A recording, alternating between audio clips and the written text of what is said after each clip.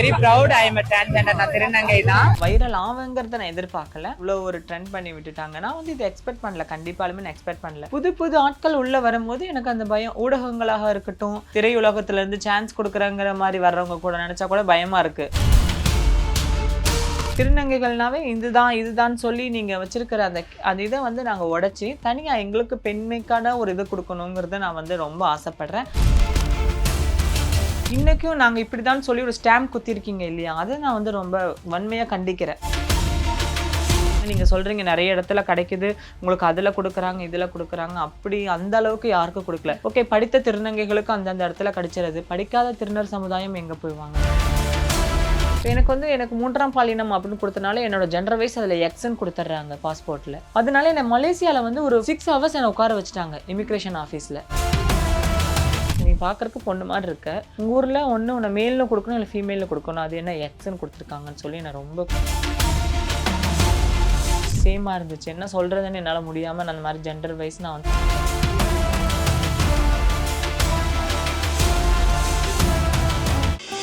ஆச்சி பாதாம் ட்ரிங்க். ஆச்சி பாதாம் ட்ரிங்க் ஒன்னு வாங்குனா ஒன்னு ஃப்ரீ. சம்மர் ஹாலிடேஸ் வந்தாச்சு, நம்ம ஜிடி ஹாலிடேஸும் வந்தாச்சு. GT Holidays, South India's #1 travel brand. Periyar Maniammai Institute of Science and Technology, Tanjavur. Aerospace Engineering with specialization in unmanned aerial vehicle. வணக்கம். வணக்கம். எப்படி இருக்கீங்க? நல்லா இருக்கேன். எப்படி இருக்கீங்க? நானும் நல்லா இருக்கேன். திடீர்னு கூவாகம் கூத்தாண்டவர் ஃபெஸ்டிவல்ல ஒரு விமன் வந்து ட்ரெண்ட் ஆகுறாங்க. யார் இவங்க அப்படின்ட்டு பார்க்கும்போது டிரான்ஸ்ஜெண்டரா அப்படின்ற ஒரு ஆச்சரியம் எல்லாருக்குமே இருக்கு. ஸோ நீங்க அதை எக்ஸ்பெக்ட் பண்ணீங்களா அந்த மூமெண்ட்? நானும் தான். நான் எக்ஸ்பெக்ட் பண்ணல. நான் வைரல் ஆவங்கிறத நான் எதிர்பார்க்கல. அதுக்கப்புறம் நான் வந்து அவங்க கொடுத்த அந்த வரவேற்பையும் அவங்க கொடுத்த அந்த அன்பையும் என்னால கண்டிப்பா மறக்க முடியாது. ஓகே, யார் அந்த பொண்ணு அப்படின்ற மாதிரி தான் எல்லாருக்கும் இருந்துச்சு. ஏன்னா அதுக்கப்புறம் தான் எல்லாருக்கும் தெரிய வருது நீங்க ஒரு டிரான்ஸ் விமன் அப்படின்னு சொல்லிட்டு. ஸோ எங்க இருந்து ஆரம்பிக்குது உங்களோட ஜர்னி? இதுதான் முதல் தடவை கூத்தாண்டவர் கோவிலுக்கு? இதுதான் என்னோட முதல் நான் ஃபர்ஸ்ட் டைம் இன்னைக்கு தான் இந்த வருஷம் தான் போனேன் கூத்தாண்டவர் கோவிலுக்கு. போயிருக்கும் போதே வந்து என்னை இவ்வளவு ஒரு ட்ரெண்ட் பண்ணி விட்டுட்டாங்க. நான் வந்து இதை எக்ஸ்பெக்ட் பண்ணல. கண்டிப்பாலுமே நான் எக்ஸ்பெக்ட் பண்ணல. திடீர்னு போனேன், சாரி கட்டிட்டு நடந்து போனேன். அது யாரோ எடுத்து விட்டுருக்காங்க. ஏதோ ஒரு ஊடகங்கள் விட்டுருச்சு. விட்ட பிறகு பார்த்தா ரொம்ப வைரல் ஆயிடுச்சு. அப்புறம் அடுத்த நாள் நான் கோவிலுக்கு போய் இன்டர்வியூ கொடுக்க போகும்போது தான் சொன்னாங்க நீங்க வைரல்ல இருக்கீங்க அப்படின்னு சொல்லிட்டு. அப்படி என்னோட வீடியோஸ் வைரலா இருக்காங்க காட்டுங்கன்னு சொல்லி பார்க்கும்போது ஸ்க்ரோல் பண்ணி பார்க்கும்போது பார்த்தா ஃபேமஸ் ஆயிருந்துச்சு. சத்தியமா நான் பார்க்கல, நிஜமாலுமே செம்ம அப்படின்ட்டு வந்தேன். அதுக்கப்புறம் அதையும் நான் பேசுறதே எல்லாத்தையும் எடுத்து போட்டு இன்னும் கொஞ்சம் ட்ரெண்ட் ஆக்கி விட்டாங்க. அப்புறம் நான் சந்தோஷப்பட்டேன். பரவாயில்ல, மக்கள் கிட்ட இவ்வளவு வரவேற்புகள் இருக்குது அப்படிங்கும் போது. ஓகே, பட் இன்னைக்கு வந்து அந்த ஃபெமிலியாரிட்டி வந்த பிறகுதான் அட்டென்ஷன் உங்க பின்னாடி வருதுன்னு நினைக்கிறீங்களா? அதுக்கு முன்னாடில இருந்தே நிறைய ஆப்பர்ச்சுனிட்டிஸ்லாம் வந்திருக்கு உங்களுக்கு? எனக்கு வந்திருக்கு, ஃபர்ஸ்ட் வந்திருக்கு. பட் இந்த அளவுக்கு கிடைக்கல. இப்போ அதுக்கு மீறி கிடைக்கிறனால எனக்கு பயமாவும் இருக்குது.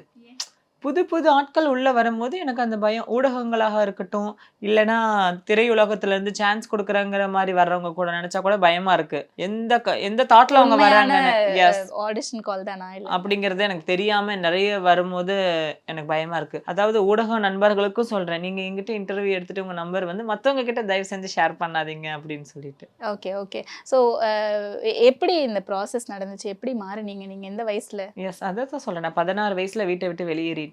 18 வயசுல என்னோட அனைத்து வகையான அறுவை சிகிச்சைகளையும் நான் பண்ணிட்டு இப்போ இத்தனை வருஷமா இங்கதான் இருக்கேன். பம்பாயில இருந்தேன், அப்புறம் இங்க வந்துட்டேன். சென்னையில தான் இருக்கிறேன். 4-5 years ஆச்சு இங்க வந்தோம். Okay okay. அப்ப ரொம்ப சின்ன பொண்ணு நீங்க. என்ன வயசு ஆகுது உங்களுக்கு? வயசு சொல்லக்கூடாதுன்னு சொல்லியிருக்காங்க. சொன்ன வயசு சொன்னா நம்மளுக்கு வந்து ஆயுள் குறைன்னு சொல்லியிருக்காங்க. நான் வயசு சொல்றது இல்ல. Okay okay okay. சும்மா ஃபன்காக தான் கேட்டேன். அண்ட் இப்ப அனுஸ்ரீ முன்னாடி நிறைய விஷயம் ஆம்பிஷனா நமக்கு இருந்திருக்குல்ல, நான் பெருசானா இப்படி ஆகும் அப்படின்னு சொல்லிட்டு. அந்த மாதிரி உங்களுக்கு என்ன ஆம்பிஷன்? சின்ன வயசுல எல்லாம் வந்துட்டு ஒரு ஆம்பிஷன் என்ன பாத்தீங்கன்னா ஒரு டாக்டர் அப்படிங்கிற மாதிரி ஒரு இது இருந்துச்சு. இதாகணும்னு இருந்துச்சு. அப்புறம் ஒரு காலகட்டங்கள் ஆகும்போது சில திரை நடிகைகளை பார்க்கும்போது இந்த மாதிரி ஒரு நடிகையா மாறணுங்கிற ஆசை இருந்திருக்குது. மேபி அதுதான் உங்களுடைய அந்த டிரான்சிஷன் ஸ்டேஜ். கொஞ்சம் மைனாக்களே அந்த பாட்டுல வர ஐஸ்வர்யா மேம் பார்க்கும்போது அப்பா இந்த மாதிரி தாவணி பாடை போட்டுட்டு முடியை விரிச்சு விட்டுட்டு அந்த வயக்காட்டுல அந்த புல்லெல்லாம் வச்சு ஆடணும் அப்படிங்கிற மாதிரி ஆசைகள்லாம் இருந்திருக்குது. அந்த மாதிரி ஒவ்வொரு ஹீரோயின்ஸை பார்க்கும்போது அவங்கள மாதிரி ஆகணும், அவங்கள மாதிரி இருக்கணும்னு ஆசைப்பட்டிருக்கேன். பட் ஆனா நிறைய பெண்கள் இப்ப வெளியே வர முடியாம கஷ்டப்படுறாங்களே, அவங்களுக்குலாம் நீங்க என்ன சொல்ல விரும்புவீங்கன்னா, டிரான்ஸ்ஜெண்டர் அப்படின்ற ஒரு லைஃப் வந்து இன்னைக்குமே ஒரு ஸ்டிக்மாவா பார்க்கக்கூடிய ஒரு சமூகம் தான் இங்க இருக்குல்ல, அதற்கு மத்தியில நீங்க வந்து வரீங்க, உங்களை வந்து எல்லாருமே எல்லாருமே ஒரு டிரான்ஸ் உமனா ரெகக்னைஸ் பண்ணாம ஒரு பெண்ணா தான் ரெகக்னைஸ் பண்றாங்க அப்படின்னும் போது எப்படி இருக்கு உங்களுக்கு அது? எனக்கு அதுதான் சொல்றேன். இந்த இந்த இந்த இந்த பிறந்த இந்த ஜென்மத்துல நான் பட்ட பிறவி பலனை நான் அடைஞ்ச மாதிரி இருக்குதுன்னே சொல்லலாம். ஏன்னு கேட்டிங்கன்னா, எத்தனையோ பேர் வந்து ஆண்கள், பெண்களையே தூக்கி வச்சு இவங்க இப்படி நான் பார்த்த சமூகம் இன்னைக்கு ஒரு திருநங்கையா இருந்தாலும் அவங்க அழகா இருக்காங்க, லட்சணமா இருக்காங்க அப்படிங்கும்போது, அவங்களுக்கு குடுக்கக்கூடிய அந்த அன்பும், அந்த அரவணைப்பும் வந்து எனக்கு ரொம்ப புதுவிதமா இருக்குது. ஸோ இதுக்கு என்னைக்குமே நான் நன்றி கடன் பட்டிருக்கேன்னு சொல்லுவேன். ஓகே. ஸோ இன்னைக்கு இருக்க அனுஸ்ரீ ஒரு 5 வருஷத்துக்கு முன்னாடியோ இல்ல ஒரு 10 வருஷத்துக்கு முன்னாடியோ இப்ப இருக்க ஸ்டேஜ் அடைஞ்சிருக்க முடியும்னு நீங்க நினைக்கிறீங்களா எனக்கு இந்த சொசைட்டில? எஸ் அடைஞ்சிருக்கலாம். பட் அந்த அளவுக்கு நான் வெளி ஊடகங்களுக்கு நான் வெளியில நான் தெரிவிச்சுக்கல, அவ்வளவுதான். நான் குண்டா இருக்கும் போதும் என்னை பார்த்திருக்கிறவங்க இருக்காங்க. ஸோ அப்பவும் என்னை வந்து ரெகனைஸ் இல்ல பண்ணி அப்படி கேட்கல. இப்ப இன்னைக்கு டிரான்ஸ் விமன் அப்படின்னா நம்ம இவ்வளவு இயல்பா உட்கார்ந்து பேசிட்டு இருக்கோம். பட் முன்னாடிலாம் ஐயோ அவங்களா அப்படின்ற ஒரு பயம் இருக்குல்ல. சோ அந்த ஸ்டேஜ்ல நீங்க இப்போ இருக்க ஏஜ்ல ஒரு 10 வருஷத்துக்கு முன்னாடி இருந்திருந்தீங்க அப்படின்னா உங்களால சர்வை பண்ணிருக்க முடியாதுதான். ஏன்னா அது கொஞ்சம் டிஃபிகல்ட்டா இருந்திருக்கும். ஏன்னா அது வந்து என்னன்னு புரிதல் இல்லாத டைம் தானே. 10 வருஷம் அப்படிங்கும்போது நினைச்சு பாருங்க, அந்த டைம்ல இவங்கள பத்தின புரிதலே இல்லை. இப்போ இன்னைக்கு மீடியாவே இவ்வளவு பெருசா வளர்ந்துருக்கு அப்படின்னா ஒரு அந்த மீடியா காட்டின புரிதல் மூலமா தான் இவ்வளவு தெரிஞ்சிருக்குது. ஜென்ரேஷன் வளர வளர ஸோ நம்மளோட டெக்னாலஜி வளர்ந்துட்டே போகுது இல்லையா. ஸோ அதனால இது பிரபலங்கள் ஆகும் போது இன்னும் கொஞ்சம் ரெகனைஸ் பண்ணுவாங்க. ஓகே. ஸோ வாய்ப்புகள்லாம் வருது அவங்களுக்கு? வருது. என்ன மாதிரியான வாய்ப்புகள்? பட வாய்ப்புகளா இருக்கட்டும், ஆல்பம் சாங்ஸா இருக்கட்டும், எதுவா இருந்தாலுமே வருது. எல்லாமே எப்படி ஏன்னா நம்மள என்ன கேரக்டர்ல எடுக்கிறாங்க அப்படிங்கிறது ரொம்ப முக்கியம் இல்லை. ஏன்னா இப்ப டிரான்ஸ்ஜெண்டர்ஸை ஹையர் பண்றாங்க இல்ல திரைப்படங்களுக்கு வந்து நடிக்க கூப்பிடுறாங்க அப்படின்னா டிரான்ஸ்ஜெண்டர் கதாபாத்திரத்துல தான் நடிக்க வைப்பாங்க. அந்த மாதிரி உங்களுக்கு என்ன கதாபாத்திரங்கள் வருது? எனக்கு வந்து அதுதான் சொல்றேன். இப்ப திருநங்கைகள்னாவே இதுதான் சொல்லி நீங்க வச்சிருக்கிற அந்த இதை வந்து நாங்க உடைச்சு தனியா எங்களுக்கு பெண்மைக்கான ஒரு இது கொடுக்கணுங்கிறத நான் வந்து ரொம்ப ஆசைப்படுறேன். அந்த இதுல எனக்கு கிடைச்சிச்சுன்னா கண்டிப்பா நான் சந்தோஷப்படுவேன். உங்களுக்கு வர ரோல்ஸ் அப்படி வருதா? இப்போதைக்கு நான் அதுல நடிக்கல. இப்ப எனக்கு வர்ற மூவி அந்த மாதிரி இருந்துச்சுன்னா நல்லா இருக்கும்னு நினைக்கிறேன். ஓகே. ஆனா உங்களையுமே டிரான்ஸ்ஜெண்டர் ரோலுக்கு தான் கூப்பிடுறாங்க. எஸ். ஓகே. அண்ட் நான் உங்ககிட்ட கேட்கணும்னு நினைச்சது, எல்லாருமே பியூட்டி அப்படிங்கிறது வந்து வெள்ளையா இருக்கணும், வெள்ளையா இருந்தால் தான் அழகு, கையில் ஒரு முடி கூட இருக்கக்கூடாது, எல்லாத்தையும் வேக்ஸ் பண்ணிட்டு இருக்கணும், இப்படி நீட்டாக இதுதான் பர்ஃபெக்ட், இப்படி தான் இருக்கணும், நீட்டாக இருக்கணும் அப்படின்னு சொல்கிறாங்கல்ல. ஸோ உங்களை பொறுத்த வரைக்கும் அழகுனா என்ன? அழகு அப்படிங்கிறது நீங்கள் நினச்சிக்கிறீங்க வெள்ளையா இருக்கணும், அதான் சொல்கிறீங்களா, கையில் ரோமங்கள் இருக்கக்கூடாது, குளிச்சு முழிச்சு எந்திரிச்சு தண்ணீர் போட்டு வச்சுட்டு. ஒரு பெண் காலில் எழுந்து சோம்பல் முறிக்கும் போது கூட ஒரு அழகு தான். அவங்கெல்லாம் வந்து நம்ம பார்க்குற கண்ணோட்டங்கள்லையும் அவங்கள ரசிக்கிற கண்ணோட்டங்கள்லையும் தான் இருக்குது. ஸோ நம்மளை பொறுத்த வரைக்கும் அழகுங்கிறது உங்களோட கண்ணுக்கு தான், மனசுக்கு கிடையாது. ஸோ அவங்கள புரிஞ்சுக்கோங்க. புரிதல் இருக்கிறவங்க எல்லாருமே அழகு தான். அழகான மனசு, அழகான குணங்கள், அழகான எதுவுமே அவங்களுக்கு எதெல்லாம் நல்ல பண்புகள் இருக்கோ அது எல்லாமே அழகு தான். ஸோ நீங்கள் கலரு வச்சோ இல்லை வந்துட்டு அவங்களோட ட்ரெஸ்ஸிங் சென்ஸு, அவங்க பண்ணுற அந்த மேக்கப் அதெல்லாம் வச்செல்லாம் சொல்லவே முடியாது ஒருத்தவங்க அழகுன்னு. ஏன்னா இப்போ நீங்கள் ரொம்ப ஒரு லாங் ஸ்ட்ரகிளுக்கு பிறகு தான் உடம்பெல்லாம் குறைச்சி இப்போ வந்திருக்கேன் அப்படின்னு சொன்னீங்க. ஸோ அப்போ அந்த ஸ்டேஜ்ல அவங்க எல்லாரும் அப்படியே சொல்லியிருப்பாங்கல்ல, நீ என்ன இவ்வளோ குண்டா இருக்கு, அது உங்களுக்கு எவ்வளோ சங்கடமா இருந்திருக்கும். ஏன்னா அதுவுமே ஒரு கைண்ட் ஆஃப் பியூட்டி தானே. நமக்கு அது ஹெல்த்தி கிடையாது, குண்டா இருக்கிறதுங்கிறது வேற, அது அன்ஹெல்த்திங்கிறது.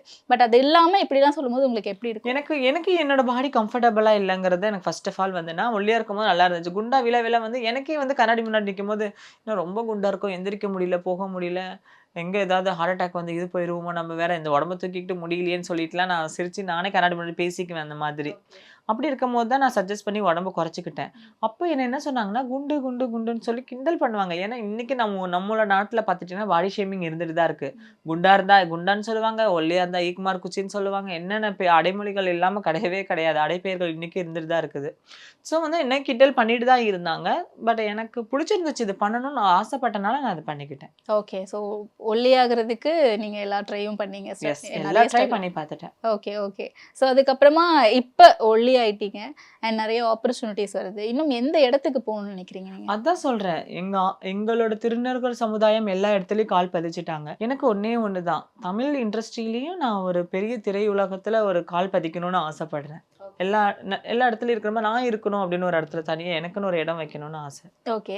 அண்ட் இப்போ சினிமா கேரியர் இதெல்லாமே விட்டுருவோமே, அனுஸ்ரீக்கு இந்த சொசைட்டி மேல இருக்கக்கூடிய கண்ணோட்டம் என்னவா இருக்கு? இந்த சமூகத்தின் மேல அரசியல் ரீதியாகவும் சரி, இல்ல ஒரு சமூக மாற்றம் ரீதியாகவும் சரி. சமூக மாற்றம், அதுதான் சொல்றேன். அதாவது வந்து இன்னைக்கும் நாங்க இப்படிதான் சொல்லி ஒரு ஸ்டாம்ப் குத்திருக்கீங்க இல்லையா, அதை நான் வந்து ரொம்ப வன்மையா கண்டிக்கிறேன். ஸோ அந்த ஸ்டாம்ப் எடுத்துடலாம் நம்மன்ற நீங்க இன்னைக்கு சரி நானும் இல்லை, யாரா இருந்தாலும் ஒரு மக்கள் கண்ணோட்டத்துல, ஒரு சமூகம் கண்ணோட்டத்துல வந்து ஒரு ஸ்டாம்ப் இருக்கு. அந்த ஸ்டாம்ப் எல்லாம் வேணாம். We are all of equals.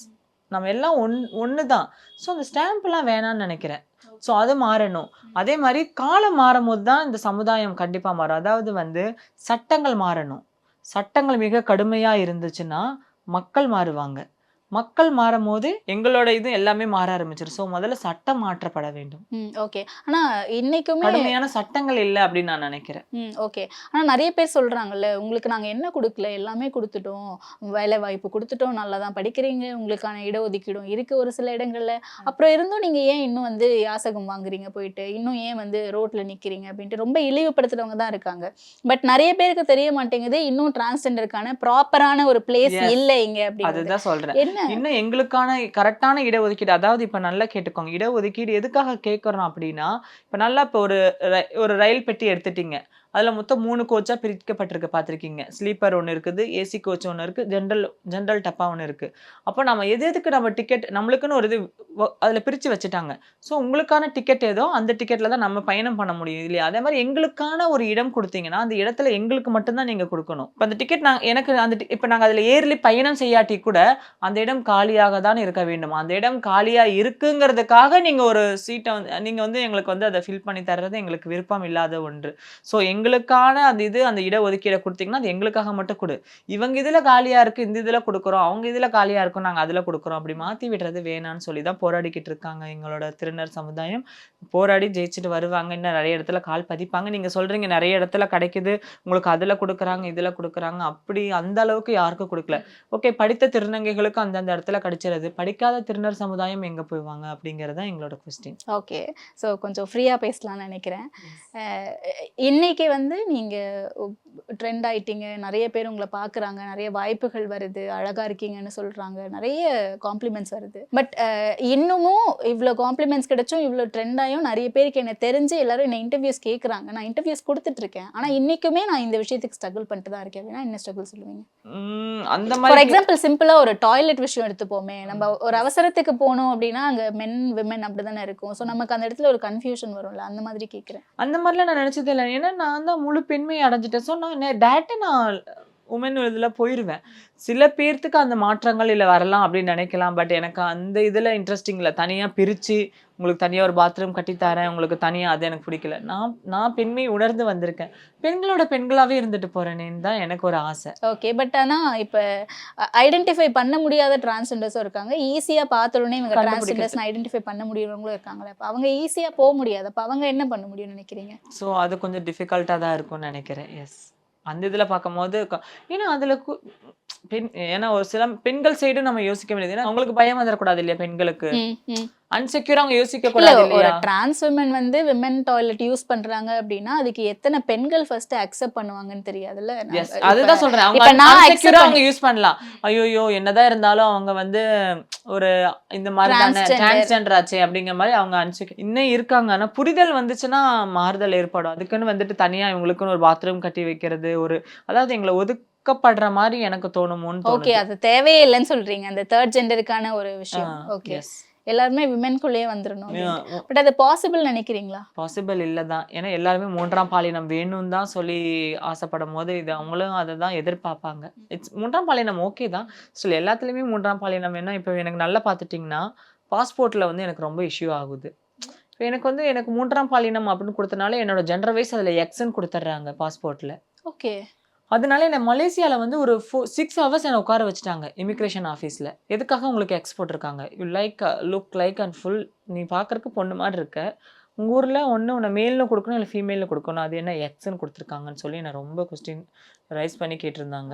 எனக்கு அந்த இடத்துல ரொம்ப இதாக இருந்துச்சு, சேமாக இருந்துச்சு. என்ன சொல்கிறதுன்னு என்னால் முடியாமல் நான் அந்த மாதிரி ஜெண்டர் வைஸ் நான் தேர்ட் ஜெண்டர், நான் அந்த மாதிரி டிரான்ஸ்ஜெண்டர், ஸோ எனக்கு வந்து எக்ஸ் கொடுத்துருக்காங்க அப்படின்னு சொல்லி அதை புரிய வச்சு அவங்களுக்கு எக்ஸ்பிளைன் பண்ணி வெளியில் வர்றதுக்கு எனக்கு 6 மணி நேரம் ஆச்சு. ஓகே, 6 மணி நேரமா? எஸ், 6 மணி நேரம் என்னை இமிக்ரேஷன் ஆஃபீஸில் உட்கார வச்சுருந்தாங்க. Okay okay. ஸோ அதெல்லாம் வந்து எனக்கு ரொம்ப இதை தான் கேட்டேன் நான். வந்து டாய்லெட் அப்படின்னு சொன்னது ஒரு சின்ன எக்ஸாம்பிளுக்காக மட்டும்தான். ஸோ இன்னைக்கு இவ்வளோ ட்ரெண்ட் ஆயிருக்கேன், இவ்வளோ வாய்ப்புகள் கிடைச்சுமே இந்த விஷயத்துக்கு நான் வந்து கஷ்டப்பட வேண்டியது இருக்குல்ல. ஒரு டிரான்ஸ்ஜெண்டர் அப்படிங்கிறதுனாலயே நான் போராட வேண்டியிருக்குல்ல. பார்க்கறதுக்கு நான் பெண்ணாக தான் இருக்கேன், எனக்கான எல்லா விஷயமும் கிடைக்குது, ஆனால் நான் இன்னமும் இதுக்கு கஷ்டப்படுறேன்ல அப்படின்ற இதில் வந்து எஸ் இதில் வந்து நான் ரொம்ப அதான் இந்த இதில் வந்து நான் ரொம்ப கில்ட்டியாக ஃபீல் பண்ணுறேன். ஏன்னா எனக்கான அங்கே பேச முடியல என்னால். என்ன ஜெண்டர் வைஸ் கேட்குறாங்க, எனக்கு அதில் ஃபீமேல்னு கொடுத்துருந்தா இன்னும் கொஞ்சம் சந்தோஷமாக இருந்திருக்கும்னு நினைக்கிறேன்.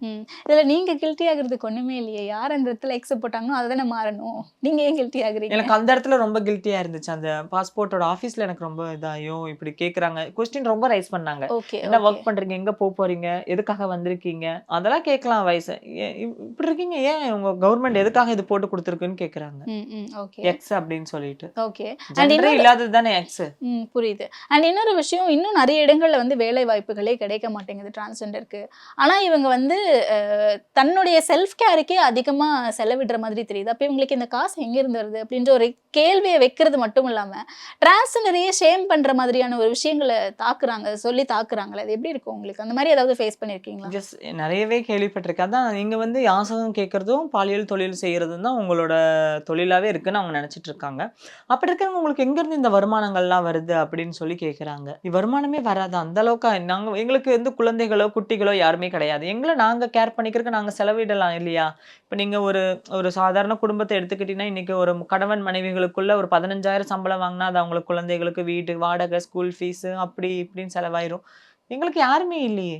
15,000 வாங்கினாலும் அது என்னோடது தான். நான் தான் செலவு பண்ணிக்க முடியும். ஸோ அதனால நாங்க எக்ஸ்பென்சிவா நாங்க செலவு பண்ணலாம். பிளஸ் நாங்க இது பண்ணலாம். அதை பார்த்துட்டு மக்கள் வந்து வேற கண்ணோட்டங்கள்ல பாக்குறாங்க. அவ்வளவுதான். நிறைய கேள்விகளுக்கு தெளிவான பதில் கொடுத்தீங்க. தேங்க்யூ. நன்றி நன்றி நன்றி. ஆச்சி பாதாம் ட்ரிங்க். ஆச்சி பாதாம் ட்ரிங்க் ஒன்னு வாங்கினா ஒன்னு ஃப்ரீ. சம்மர் ஹாலிடேஸ் வந்தாச்சு, நம்ம ஜிடி ஹாலிடேஸும் வந்தாச்சு.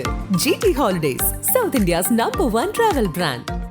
Periyar Maniammai Institute of Science and Technology, Tanjavur. Aerospace engineering with specialization in unmanned aerial vehicle.